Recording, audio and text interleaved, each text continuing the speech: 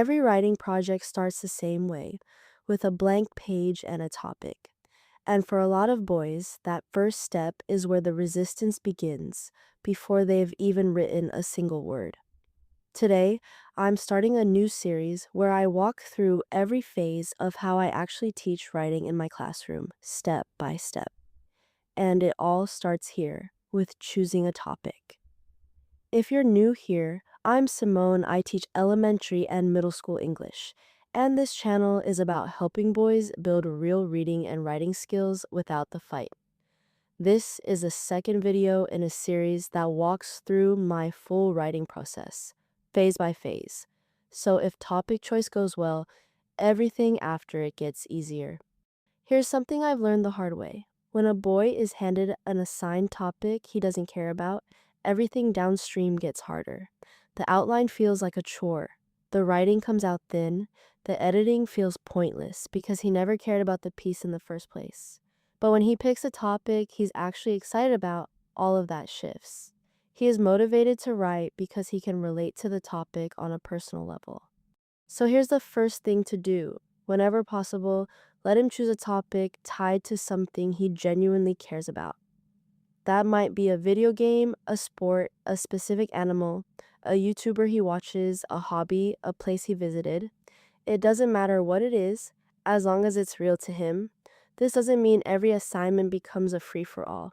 It means that I give him room to plug in a topic he cares about instead of assigning one for him. When it's time to complete an assignment, whether it's a narrative, an opinion piece, or an informational piece, I also give him at least 3 topics to choose from. Here's a technique I use that ties directly back to something I've talked about before on this channel: talking before you write. Before my students ever start writing something, I actually do a little role play out loud. I come up with 4 possible topics, and instead of just picking one at random, I talk myself through each one, thinking out loud about which one I'd actually have enough to say about. Let me show you what that sounds like. Say my 4 options are my weekend, my pet, my favorite game, and a time I was scared. Okay, my weekend. I did stuff, but honestly, nothing that exciting happened. I don't think I'd have much to say. My pet, I could probably say a few things, but I've written about my dog before. I don't have much new to add. My favorite game. Okay, actually, I could talk about this for a while. I know exactly what happens, what I like about it, why it's fun. A time I was scared. There was that one time, but I don't remember all the details clearly.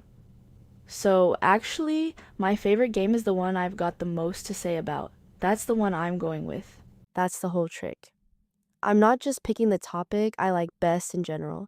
I'm picking the one I can actually talk the most about right now, today. And here's the important part. This is the exact same talk before you write idea from the previous video, just moved one step earlier. Instead of talking through the story after picking a topic, he's talking through the topic choice itself. So here's how you bring your son into this. Give him 4 topic options, pulled from his interests, and assignments requirements, or a mix of both, and have him do the exact same thing out loud. Ask him to talk through each one for a few seconds. What would you actually say if you wrote about this one? Let him rule out the ones where he's got nothing and land on the one where the words start coming easily. You'll notice something interesting. He'll often surprise himself. He might assume he wants to write about his favorite game, but once he talks it out, realize he actually has way more to say about something that happened at school last week.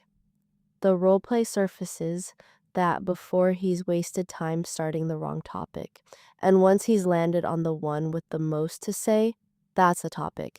Not necessarily his favorite one on paper, but the one he's already, in a sense, started writing in his head. Sometimes you'll ask a boy what he wants to write about, and you'll just get a shrug before you even get to the roleplay stage. Here's what I do in that moment. Instead of asking an open-ended question, I narrow it down with choices.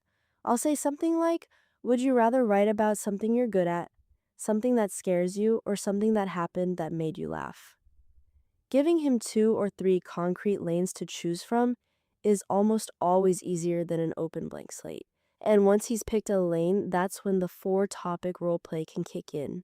So, to sum up, topic choice isn't just the first step in the writing process, it's the step that determines how much effort everything after it takes.